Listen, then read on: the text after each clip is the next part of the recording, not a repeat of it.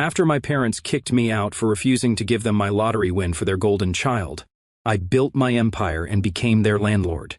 So, I'm 29 male, and I've always been the black sheep in my family. Like from day one, my younger brother, 22 male, Alex, was the golden child who could literally do no wrong. Mom and Dad, Karen, 55 female, and Dave, 58 male, practically worshipped the ground he walked on, while I just had to figure stuff out myself. I'm talking from literal childhood. There are family photos where they're both looking adoringly at him while I'm partially cropped out of the frame, not even exaggerating. The difference in how they treated us was so obvious, it was painful. Like, when Alex wanted new tech or sports gear, they'd rush out the same day to cop it with zero hesitation. When my laptop died during finals week in my senior year, Dad looked at me like I'd asked him for a kidney. Figure it out, we're not made of money.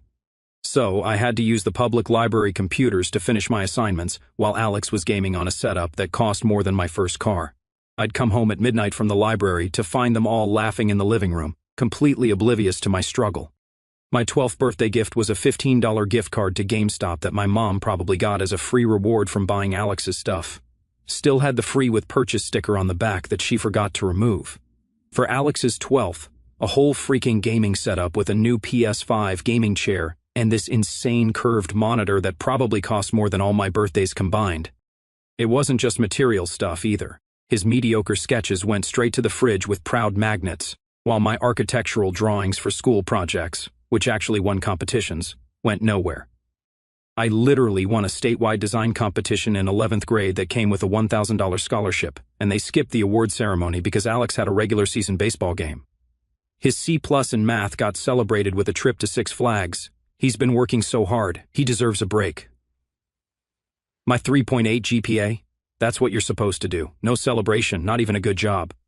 When I got into college with a partial scholarship, I learned pretty quick that, in our house, Alex was basically royalty, and I was the peasant who should be grateful for table scraps. The crazy thing is, I think they genuinely didn't see the difference in how they treated us. In their minds, they were perfect parents who loved their children equally. The delusion was wild. My extended family saw it, though. I remember my Uncle Tom once commenting on how they let Alex get away with talking back while I got grounded for the same thing. My mom got so defensive that she didn't speak to him for months. My best friend Jake was the only one who truly saw what was happening. He'd come over and witness the favoritism firsthand. Then we'd go back to his place, and I'd vent until I couldn't talk anymore. His family was normal. They treated both their kids equally. It made the messed up dynamic at my house even more obvious. The first time Jake came over in 6th grade, he was straight up confused by how my parents acted. By high school, he stopped wanting to hang at my place because it made him uncomfortable to see how they treated me. Dude, no offense, but your parents are toxic AF, Jake would say, and he was right. But when you grow up in that environment, you start to think maybe you're the problem. Maybe if I were just better somehow, they'd love me the same way. I actually tried for years. Kept my room cleaner than Alex's, got better grades, stayed out of trouble, was polite to their friends. Nothing made a difference. Eventually, I gave up trying to win their approval since it seemed impossible. As we got older, the favoritism got worse. When I graduated high school with honors, I got a card with $100 in it from my proud parents.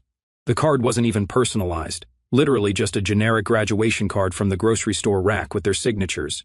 They didn't even come to the honor ceremony where I got special recognition.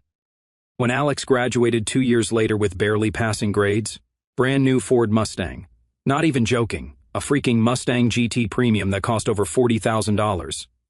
My dad made a whole speech at his graduation party, which had catering and a DJ, about how proud he was that Alex overcame his challenges, also known as being lazy and entitled, to graduate. The party probably cost more than what they'd spent on me my entire senior year. I had to work at an Amazon warehouse doing night shifts to pay for state college while they emptied their savings, and took out a second mortgage to send precious Alex to NYU. They helped him move into his dorm, bought all his furniture, set up a monthly allowance of $1,000, which I only found out about because Alex accidentally sent me a screenshot meant for his friend showing the transfer. I took a Greyhound bus to college with 2 suitcases and figured it out on my own. My dorm had the bare minimum. I was using milk crates as bookshelves, while Alex had a fully furnished apartment-style dorm with a 55-inch TV and leather couch. Every achievement I had was treated like whatever, while Alex getting a B- was celebrated like he'd solved world hunger or something. I'd call home all excited about acing a difficult exam or getting praised by a professor, and my mom would listen for 30 seconds before changing the subject to whatever amazing thing Alex had supposedly done that week. "Oh, that's nice, honey. Did I tell you Alex joined a fraternity? They're very exclusive." Meanwhile, I was working 30 hours a week, maintaining a 3.7 GPA in architecture, a notoriously difficult major, and involved in design clubs, none of which seemed to register with them at all. All this crap really got to me. I started having serious anger issues, feeling like no matter what I did, it wasn't enough. My roommate freshman year actually requested a room change because he said my constant tension was affecting his sleep. That was a wake-up call. I needed to find a way to channel this rage. That's when I found the boxing gym near campus. The owner, Cole, was this old-school dude who'd been in the amateur circuit back in the day. Built like a tank, face that looked like it had stopped a few too many punches, but eyes that were surprisingly kind. He was about 60, a former Marine who'd opened the gym after retiring from construction work. The place was a converted warehouse with basic equipment, heavy bags hanging from chains, a small ring in the center, and the perpetual smell of sweat and disinfectant. Cole saw something in me, probably all that pent-up rage, and took me under his wing. "You hit that bag like it owes you money, kid," he said the first time he watched me train. "But your technique is trash. Let me show you how to channel that anger into something useful." He spent an hour correcting my stance, showing me how to throw a proper jab, how to protect myself. I was a quick learner, and that seemed to impress him. Boxing became my therapy. 3 nights a week, I'd go in and just absolutely destroy the heavy bag, sparring with other guys who had their own demons. It was the only place where I felt like I was good enough. Cole would always say, "In this ring, the only thing that matters is how hard you work and how much heart you got." For the first time, I was being judged on my own merit. I started sleeping better, focusing better in class. The physical outlet helped me process all the anger I'd been carrying around. Within 6 months, I'd lost 15 pounds of fat, gained muscle, and developed enough skill that Cole suggested I consider competing in a local amateur tournament. I didn't win, but I made it to the semifinals, which was pretty good for a first-timer. Meanwhile, Alex just got more entitled. He'd call mom and dad at 2 a.m. from college, expecting them to Venmo him money for emergencies that were actually just him wanting to hit up clubs with his frat bros. If they didn't send cash immediately, he'd guilt-trip them so hard. "I guess you want me to be the only one at the party without the right clothes. Or fine, I'll just sit alone in my room while everyone else has fun." And they fell for it every damn time. I know this because my mom would sometimes call me after these late-night emergencies, all worried about Alex's social standing at college. She never once considered that I might be asleep before a 5 a.m. warehouse shift. He never learned to stand on his own feet, because they were always there to bail him out before he even started dealing with consequences. Failed a class? They'd call the professor to argue about it. Maxed out credit cards? They'd pay them off. Got caught with weed in his dorm? They hired a lawyer to make it go away. Crashed his Mustang while driving distracted? They bought him another car and handled the insurance nightmare. There was literally no mistake big enough for them to let him face actual consequences. I, on the other hand, was working 30 hours a week while taking a full course load just to afford books and ramen. My social life was basically non-existent outside the boxing gym. When I got sick sophomore year with pneumonia and missed a week of work, I couldn't make rent. I had a 103-degree fever and could barely get out of bed, but my manager at Amazon wouldn't approve sick leave without a doctor's note, which I couldn't afford to get. I swallowed my pride and called home for help. My dad's exact words, "You need to be more responsible with your money, Jason. We can't bail you out every time you mismanage your finances." I ended up having to pawn my laptop to make rent that month. Cole found out and quietly slipped me some extra hours doing maintenance at the gym so I could buy it back. I tried talking to my parents about the unfair treatment so many times. They just dismissed me, saying I was being too sensitive or jealous of my brother. Karen would get all defensive like, "We've always treated you boys exactly the same," which was such bullshit that I couldn't even respond sometimes. Last year, I finally got a decent job as a junior architect at this small firm that paid $65,000, enough for me to move out on my own. I was hyped about finally having some independence, but as soon as I told my parents, they immediately started pressuring me about money. Get this, they said that as the older brother, it was my responsibility to help with Alex's grad school applications and expenses. He wasn't even finishing undergrad yet, but apparently I needed to put aside like 30% of my salary for family. When I pointed out that I had student loans and rent to think about, my mom actually said, "Well, You should have thought about that before taking such a low-paying job. Low-paying? I was making decent money for an entry-level position, and they never helped me with a dime of my education. According to them, family comes first, and I needed to step up for my brother's future. Years of being conditioned to feel guilty made it hard to stand up for myself. So, I reluctantly agreed to send them $200 a month, but I also secretly started saving for my own goals too. For years, I dreamed of starting my own custom furniture business. I had a solid plan, but knew I'd need serious startup cash to make it happen. So I started tucking away whatever I could from each paycheck. My friend Jake thought I was insane for giving them anything. "Bro, they're just using you as a wallet at this point," he'd say when we were playing Call of Duty at his place one night. "You know they're not asking Alex to contribute anything, right? Even though he's working that cushy internship his dad's golf buddy set up for him." He wasn't wrong, but breaking free from that family dynamic was harder than I expected. It's like being in a cult. You know it's messed up, but it's all you've known for so long that normal behavior feels wrong. I kept sending the money, but with each transfer, my resentment grew.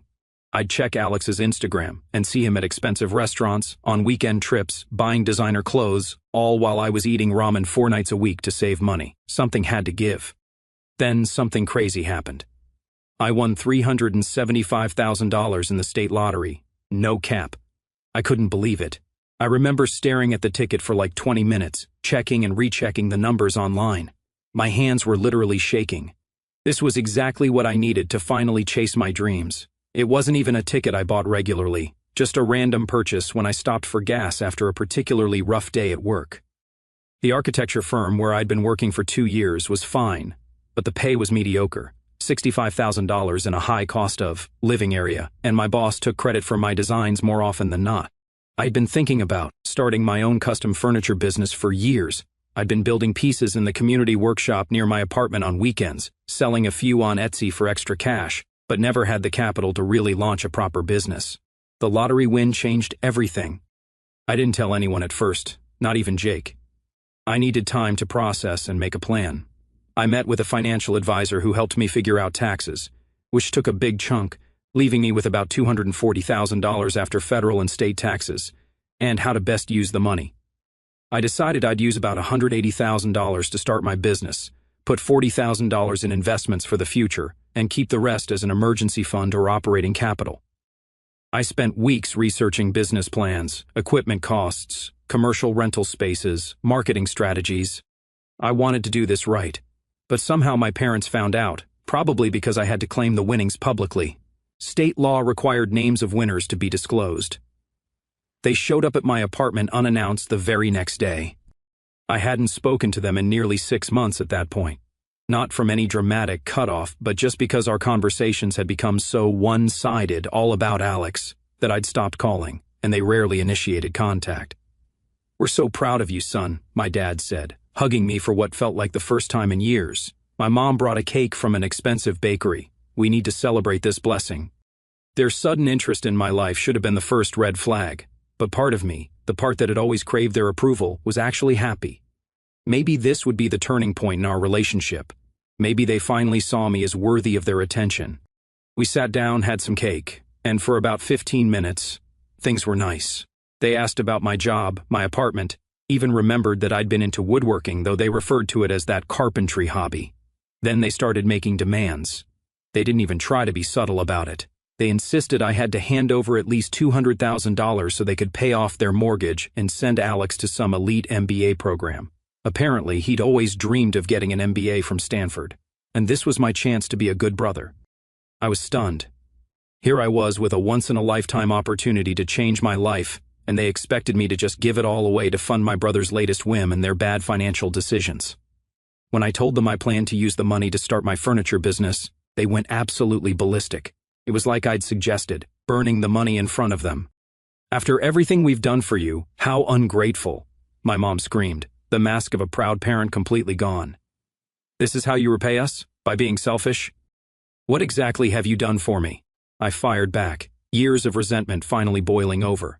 "You've given Alex everything while I got scraps." My dad got in my face.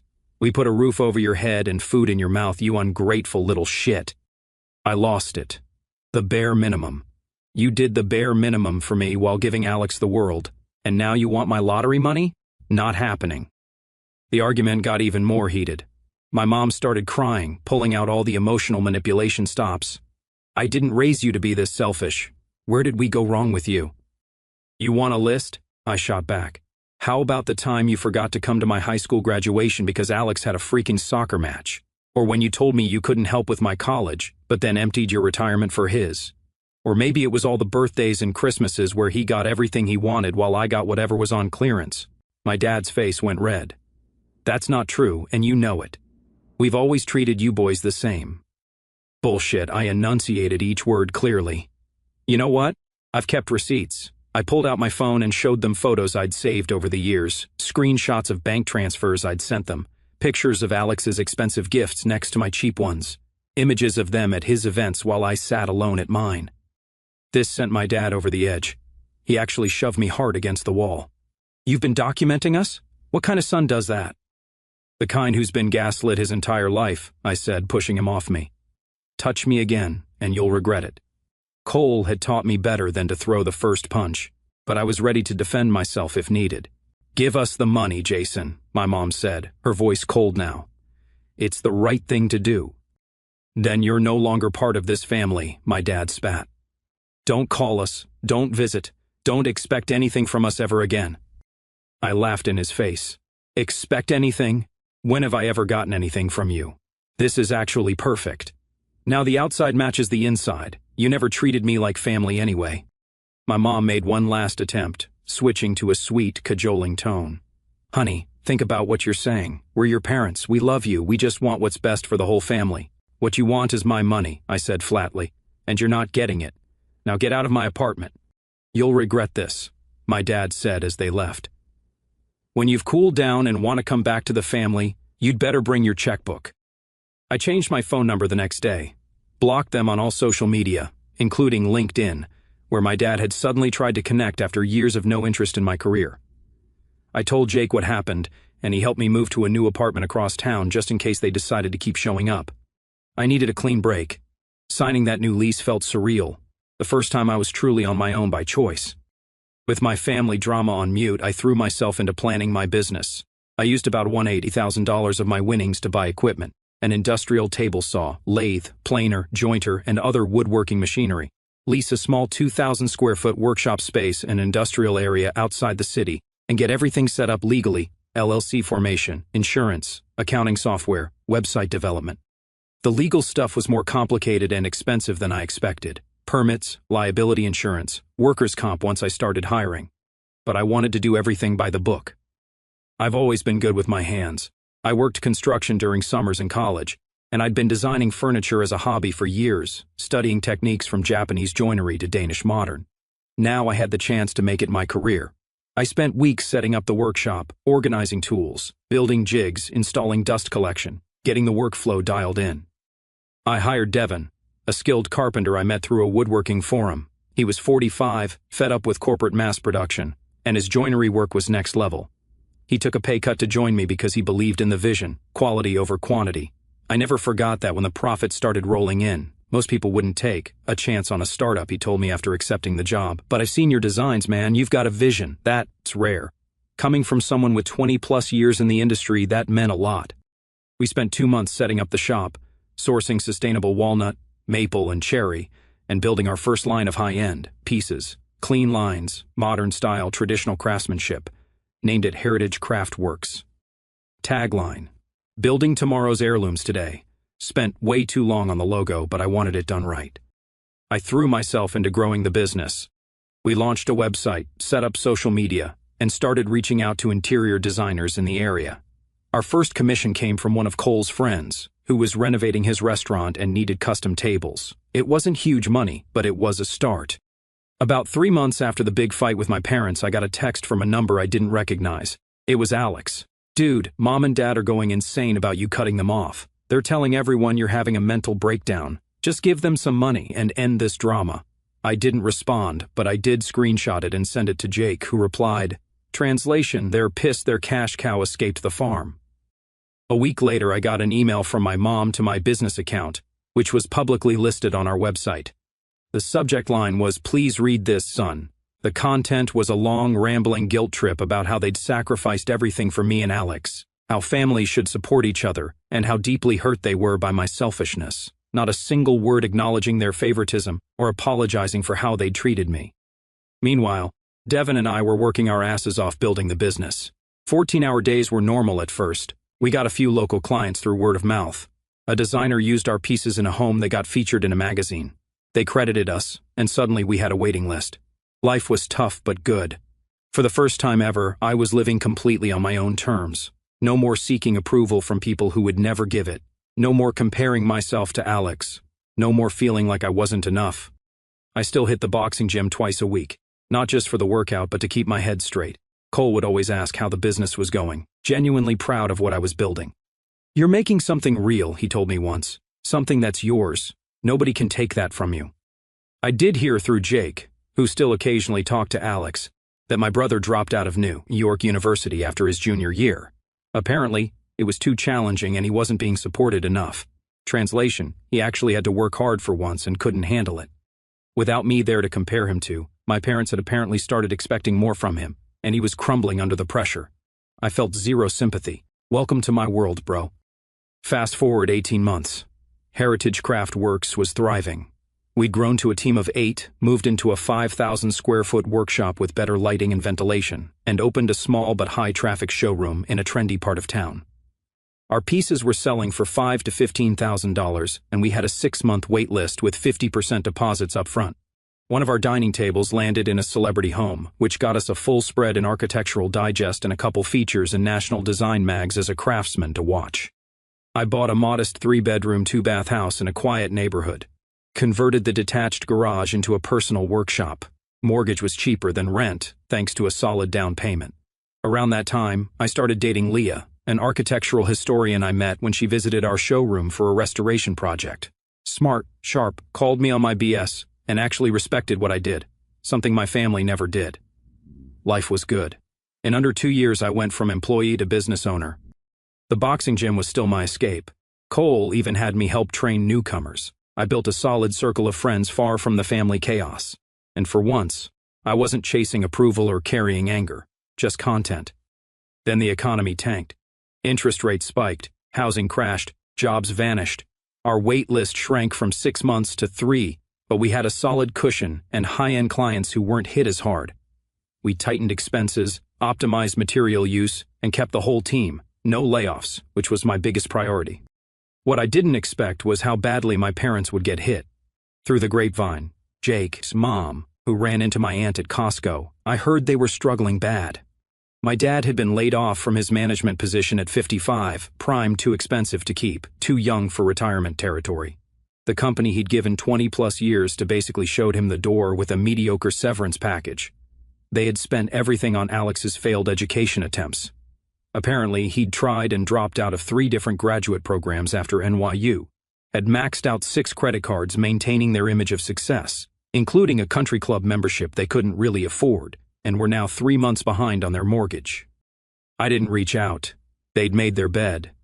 Part of me felt a twinge of sympathy. Nobody deserves to lose their home. But a bigger part remembered how they'd treated me my entire life, culminating in that final showdown over my lottery winnings. They'd never once apologized or acknowledged their favoritism. They'd chosen Alex over and over again. Now they could reap what they'd sown. Then one evening, I was locking up the showroom when I saw them. Both my parents sitting in their beat-up Honda in the parking lot. They looked desperate. I almost walked the other way, but I was curious. "What do you want?" I asked through the driver's side window. My mom was crying. My dad couldn't even look me in the eye. "We're about to lose the house," he mumbled. "Bank's foreclosing next week." "We need help, Jason," my mom pleaded. "Just a loan. We'll pay you back." I actually laughed. Like Alex was going to pay me back for Stanford? No chance. "Please," my dad said, and I could see it physically hurt him to beg. "We have nowhere else to go." I thought about all the years of being second best, all the advantages they gave Alex while I struggled, all the times they made me feel worthless. And now they wanted my help. I thought for a minute. Then a wild idea hit me. "Tell you what," I said, "I'll buy your house from the bank, then you can rent it from me. Market rate, of course." Their faces fell. But we're your parents, my mom said, like that was supposed to mean something after everything that had happened. And I'm your son, the one you kicked out, remember? The one who was never good enough. Yeah, this is a business transaction or nothing. They didn't have a choice. The foreclosure was days away, and they had nowhere to go. They agreed to my terms. I contacted the bank the next day, negotiated a deal to buy the house for less than they owed. Banks prefer a sure thing to a foreclosure, and became my parents' landlord. I hired a property management company to deal with them so I wouldn't have to, and made them sign a real lease with all the standard clauses. I charged them exactly what the local rental market dictated, no family discount. In fact, I required a larger security deposit than normal given their recent financial history. Business is business, after all. But that wasn't even the best part. The real karma hit when Alex showed up at my showroom a month later. He looked rough, clearly hadn't been taking care of himself. Designer clothes replaced with wrinkled Target basics. The entitlement was still there, though. "Hey, bro," he said, trying to sound casual as he wandered around looking at our $10,000 dining tables. "This place looks dope. You're doing well for yourself. What do you want, Alex?" I wasn't about to play catch-up with the brother who hadn't reached out once in the past year and a half. "So, I need a job," he said, still trying to maintain his cool guy facade. "Dad said your business is doing well, and I thought, maybe you could use some help with the business side of things. I did take some business classes at New York University before you dropped out. I finished for him. And no, we don't need any business help. We're profitable and growing. Come on, don't be like that. We're family." He played that card so easily, like the last 2 decades of unequal treatment didn't exist. Funny how we're only family when you need something. He got desperate then, his facade cracking. "I've got nothing, Jason. No degree, no skills. I've been living with Mom and Dad, but now with the house situation, I can't even get hired at fast food places. I've tried." I thought about it for a minute. I could just tell him to get lost. But then an even better idea came to mind. "You know what? We do need someone to clean the workshop and run deliveries." His face lit up. "Really? That's awesome. Minimum wage, no special treatment. You screw up once, you're out. And you report to Devin, not me." He didn't love it, but beggars don't negotiate. I told him to show up Monday at 7 a.m. sharp. Monday came, and to my surprise, Alex showed up on time. Devin gave him the rundown of his duties, sweeping sawdust, taking out trash, cleaning the bathrooms, polishing finished pieces before delivery, loading the van, and helping with installations at clients' homes. By lunch, Alex's hands were blistered from sweeping. By the end of the day, he looked like he'd been through war. I overheard him on the phone with my mom that evening when he thought no one was listening. "It's hard physical labor, Mom. My body hurts everywhere. Jason just watches while I do all this grunt work." That wasn't entirely true. I was in my office most of the day working on designs and dealing with client emails, not watching him suffer. But the victim narrative was vintage Alex. I let him vent. He'd never worked a real job in his life. Everything had always been handed to him. This was his first taste of earning something, of the kind of work millions of people do every day without complaint, the kind of work I'd done to put myself through college while he was getting his allowance direct deposited. The real test came at the end of the week, when I handed him his paycheck. His face fell when he saw the amount.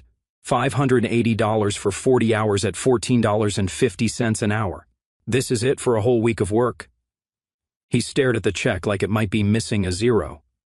"Welcome to minimum wage," I said. "Maybe now you understand why I work so hard in school." I didn't add that most of our other employees made significantly more. The woodworkers started at $25 per hour with benefits, and Devin made close to 6 figures. Alex wasn't ready for that information yet. He needed to learn the value of work first. He lasted 3 weeks before he started showing up late. Devin gave him one warning. Next time, don't bother showing up at all. The next time it happened, Devin fired him on the spot. Alex came storming into my office, furious. "You can't let him fire me. I'm your brother." His face was red, fists clenched at his sides. "I was only 30 minutes late. There was traffic." "I told you the rules," I said calmly from behind my desk, not even looking up from the design I was working on. "No special treatment. You're fired. Devin will have your final check ready tomorrow." "You're enjoying this, aren't you?" he accused, voice rising. "Seeing me struggle while you live it up as the successful one. You always were jealous of me." "I'm not enjoying seeing you struggle, Alex. But I am enjoying seeing you finally face consequences for your actions, something Mom and Dad never let happen. Maybe if you'd learned this lesson at 16 instead of 22, you wouldn't be in this position." "Fuck you," he spat. "You think you're so much better than everyone. You got lucky with that lottery ticket. Without that, you'd be nobody." That made me laugh. I was building this business before the lottery, Alex. The money just accelerated my timeline, and even without it, I'd still have my degree, my skills, and my work ethic, none of which you can claim. Now get out of my office before I call security." He left, slamming the door behind him. That night, I got angry calls from both my parents accusing me of being cruel to Alex. I let them vent, then simply said, "He didn't do his job." In the real world, that gets you fired. Maybe if you taught him that earlier, he wouldn't be in this position. My mom tried guilt next. "He's your brother, Jason. Family helps family." Where was that sentiment when I was working 3 jobs to pay for college while you emptied your bank accounts for his tuition? I countered. Where was family loyalty when I needed help with rent during pneumonia? Family goes both ways, Mom. I'm just returning the exact same support I received. None. So now my golden child brother is working at a gas station, making slightly above minimum wage. My parents pay me rent to live in what used to be their house, and I'm making more money than they ever thought possible doing what I love. Is it petty? Maybe. But after a lifetime of being treated like I didn't matter, watching them depend on me for literally everything feels like justice. Occasionally, I check in with the property manager to see how my tenants are doing. Apparently, my dad finally found a job at a big box hardware store. Alex still lives with them, contributing maybe $200 a month from his gas station job. My mom had to sell most of her designer jewelry on eBay to make the security deposit. Cole from the boxing gym says I should consider forgiving them at some point. Not for their sake, but for mine. Carrying grudges weighs you down, he told me. But that doesn't mean you have to let them back into your life the way they were before. Maybe someday I'll get there. For now, I'm content with the distance and the boundaries I've established. Leah and I are talking about getting engaged. She knows my whole story and has been incredibly supportive. Sometimes the family you choose is better than the one you're born into, she says. And she's right. The family I've built, Devin, Cole, Jake, Leah, and the other people who genuinely care about me, is worth more than the biological connections that cause me so much pain. So, that's my story. From unfavored son to successful business owner and reluctant landlord to my entitled family. Life takes some weird turns, doesn't it?